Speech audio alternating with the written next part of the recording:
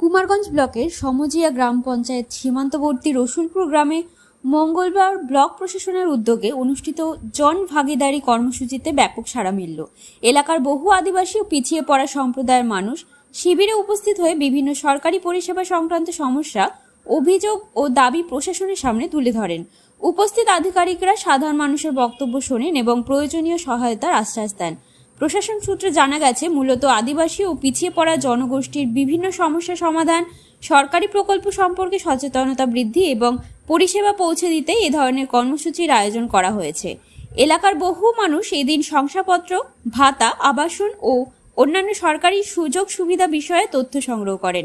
জানা গেছে, মঙ্গলবার সাফানগর গ্রাম পঞ্চায়েতের তারা গ্রামে এই প্রথম জন ভাগিদারি কর্মসূচি অনুষ্ঠিত হয়েছিল। আগামীকাল জাকিরপুর গ্রাম পঞ্চায়েত এলাকায় এই কর্মসূচি হবে বলে প্রশাসন সূত্রে খবর।